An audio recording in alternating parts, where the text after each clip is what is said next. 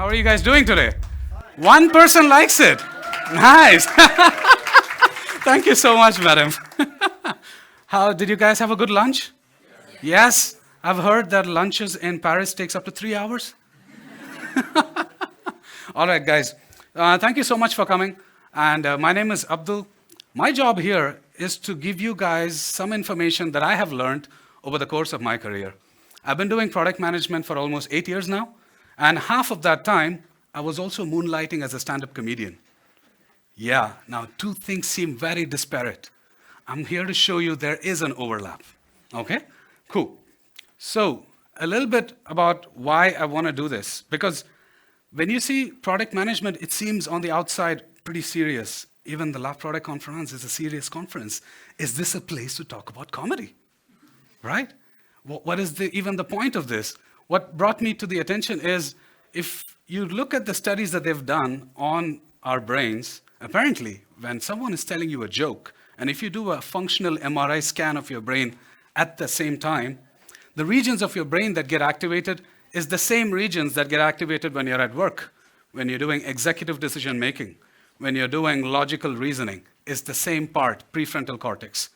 So, adding a dash of humor in your presentations, cracking a little joke in your meeting, it's not all that bad, okay?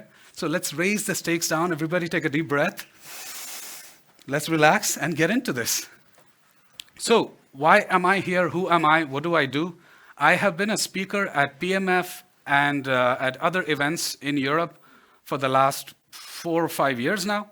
But the thing that really fulfills my heart is the stuff that I'm doing for my community. I'm from a South Indian place called Tamil Nadu. And what I'm trying to do back home in Stuttgart is we organize cultural events for the Tamil diaspora that moved there, try to make them feel at home. And of course, I've been doing stand-up comedy at over 200 mics till now. And I've performed in Germany, not in France yet. I hope to one day. And yeah, that's what fulfills my heart.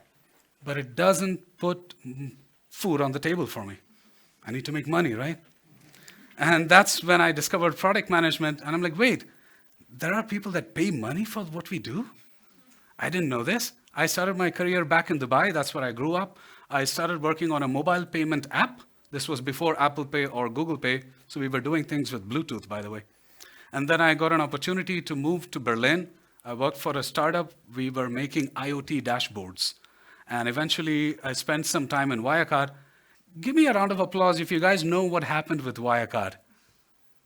Nobody knew what happened with Wirecard. Okay, guys, there's homework. You go home. There's a documentary on Netflix. Please watch it. Wirecard, for those of you that don't know, it was the darling of the DAX, okay? It was Germany's pride for like over 10 years. They were making a hell lot of money for the economy.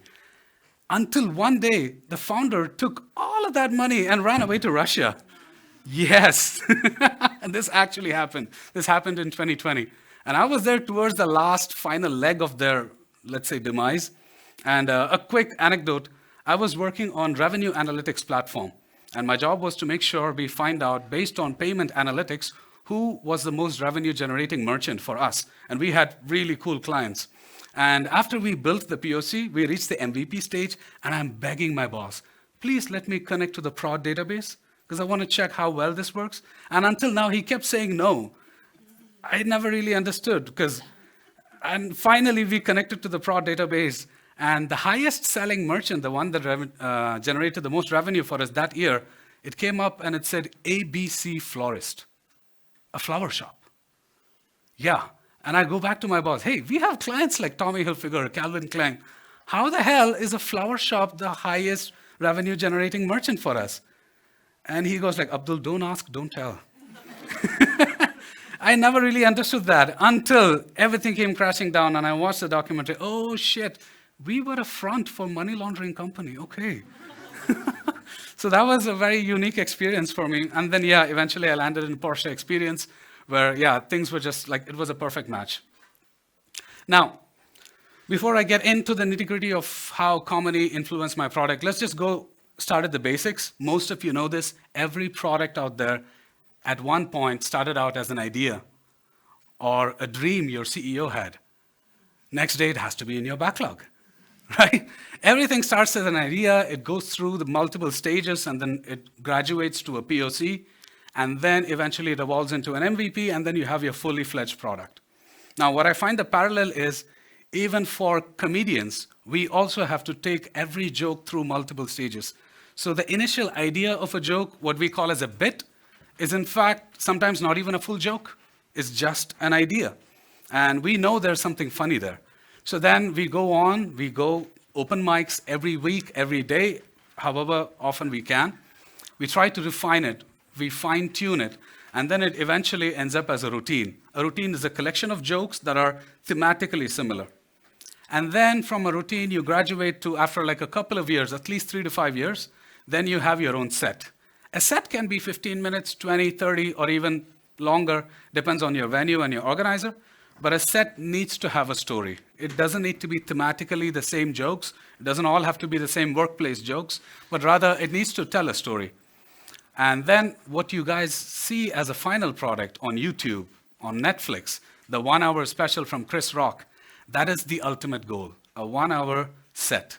So that's how every joke also evolves. And what I'm interested in, what I think you guys are interested in, is parts of the job of a product manager requires messaging. And messaging can be written communication, verbal communication, or just merely presence. Messaging is really important, and how comedy has taught me to improve and work upon these messaging superpowers. Let's get into it. All right, so first one, we can start with stage presence. This is something that I learned in comedy, that the biggest difference between doing stand-up comedy and being a speaker on an event like this is instant feedback. When you're out there doing comedy on weekends to people that just want to be entertained, every few seconds you get to judge how well I'm doing. And if I have the presence of mind, I can even adapt the things that I'm going to say next based on the silence that I'm getting right now. I may pivot, I may fast, I may skip through a couple of slides. So that's the kind of things that you get from doing stand-up comedy. Whereas in a corporate event, the first piece of feedback that you get is only at the end, like after 20 minutes. So a lot of times in the beginning, I used to be really nervous on stage. I used to be very scared. And I still am, in fact. It's just I'm not showing it that much. That's the key. The thing is, first thing that completely flipped the script for me was the idea that people are not here to judge me. People are here to gain, right? Now, it is my job to make sure that the entire 20, 25 minutes is as engaging as possible. But if you really think from an audience perspective, everybody is attending multiple talks throughout the day. And if you can keep even just 1 minute of your 20-minute talk engaging enough and it makes an impression in the audience's mind, I would have done my job. So first thing is to clarify that anytime, even when you're at work presenting, you need to be in front of people. Just think, people are not there to judge you. Rather, they're here only to gain. So once you reframe that, makes things easier. And another thing about stage presence is, you would have often seen this. A lot of times you see presenters being very animated, right? They talk with their hands, they move their body, they occupy the space in front of them. And presenters often get a bad rep for not being that animated. But research shows that the other end of the spectrum, you know, the presenters that are very stoic, not much movement, everything that they say, the contents of their speech, that's where it's pretty monotonous, but it has some gravitas to it. So what research has shown is the stoic presenter, when he is not that animated, people start to build trust with him. They go like, hey, look at him. He's not trying that hard to get my attention. He must be really smart. Should probably listen to every word that he says. Yeah, a lot of tech founders get away with that shit. Yeah, and there's pros and cons to both sides. So what I'm trying to say with this slide is here, it doesn't matter which type you are, find where you lie, and then build upon that strength. One is not better than the other. One, if depending on the nature of your meeting, right? If it's a retrospective, you need immediate engagement from the people that are right in front of you. Then you can be all animated, try to get their attention, make it interactive. Whereas if the nature of the meeting is different, rather it's conveying an idea that is esoteric, that is not very well known, you could be a stoic presenter and then take questions later. So you could be animated or stoic depending on your personal style. There is no right or wrong here. And another concept, this is something that's really interesting for me, is storytelling. The aspect of storytelling goes across all entertainment media, movies, TV shows, even stand-up comedy. So how we do storytelling is the anatomy of every joke is a setup and a punchline. The setup, you drop the actors and environment, you introduce some conflict, and just when you least expect it comes the punchline. So that's how we do storytelling in stand-up comedy. It needs to be short and sweet and to the point. The brevity is the name of the game when it comes to writing jokes. And when I start writing a joke, the first iteration is usually 1 page long. And then after you go to open mics every week, after a few months, it becomes half a page. And after like 6 to 8 months, or sometimes even a year, it eventually comes down to 1 or maybe 2 lines. So that's how many times you need to iterate, and you keep writing. And by repeating these iterations, some of those skills also kind of became transferable when I started writing user stories, or when I started writing emails, trying to keep it to the point, but also try to tell a story with it. Here's an example. So how do I use storytelling at work? Scope creep. This is something we all have to encounter at some point in our career. Monday comes around, you and your team, you do your pre-planning, right? Tuesday is sprint change. We do the sprint planning, we lock in. Here are the tickets we're going to do this sprint. Wednesday morning, 9 o'clock, you get a call from your CEO or your management. Hey, we need this feature in the next sprint immediately. And then you have to go back to your team and be like, hey, you know how yesterday I said I made up my mind? Well, I've changed my mind. You're often in these positions, right? So what I try to do is I don't try to create the ticket already and then take it to them. Rather, I just mention the problem. I mention it in the daily. I mention it again in the one-on-ones. Every chance that I get to meet with my team, I just repeat the problem statement. And lo and behold, within a day or two, one of your developers will come up to you and be like, hey, Abdul, you know that problem that you said? I think I have an idea. And then you go like, wait, I already have this ticket already and presented over here. And then you can just combine the board. Essentially, what you're trying to do is make them feel like they are in control. Make them feel like they are in power. That actually makes a huge difference. Because when I'm being told what to do, I don't want to do it. But when I am the champion of a solution that my teammate has, that gives me more motivation to go take it up. And then, you work with your team, and it makes it much easier for them to kind of trust you, build trust. And, this is something that I find really interesting. The sleeper effect, it is a technique that is used in messaging. And how I use it in comedy is you tell a joke, and then there are the contents of your joke that you say, and it hits the audience, and then they either laugh or they don't laugh, depends. But there is a simmering effect even long after you've told the joke, throughout the show, or sometimes even after they leave the show, right? Maybe I'll try to demonstrate this with a joke from one of my sets, okay? So, my full name is actually really long and very Arabic. I'm Indian, by the way. My name is so long, if I go to Starbucks and order a coffee to go, dude, they give it to me in 3 cups, bro. That's how long my name is. My name is so Arabic, if I have to travel to another country, I have to reach the airport 5 or 6 days in advance. I have to make time for all the random spot checks that they do. And then, so these are the couple of jokes that I would drop at the start of the set. And towards the end, I have another joke that it's actually a real incident. It's about my first interaction with the German Polizei. I moved from Dubai to Germany like 4 years ago, and this was a real incident, and it was my first ever interaction with the German Polizei. Again, random check, they stopped me, and I already knew things were not going well because I peeped out. Every driver they stopped was either Arab or Turkish. I'm like, fuck, I just have to prove to them I'm Indian. I lower the window, the cop comes in. First question, without missing a beat, he goes like, sir, can you please state your name in full? Ladies and gentlemen, my full name is Abdul Rahman bin Pir Muhammad bin Abdullah. You see, now that's the sleeper effect in action. I just told you my name, but based on the other jokes that I had already dropped, it kind of makes sense. So you package your messaging, and then you have another packaging right outside, and you let the audience unwrap it in their own mind. It makes them feel more rewarded. Now, how do you bring that to work? Again, a very common scenario product managers are in is when you don't deliver what you commit to. Okay? So when you don't deliver what you committed to, it is a hard ask to communicate that to stakeholders and to relay that to your team. So instead of saying the team did not deliver, what I would say is our team always delivers. But looks like we overcommitted this time, right?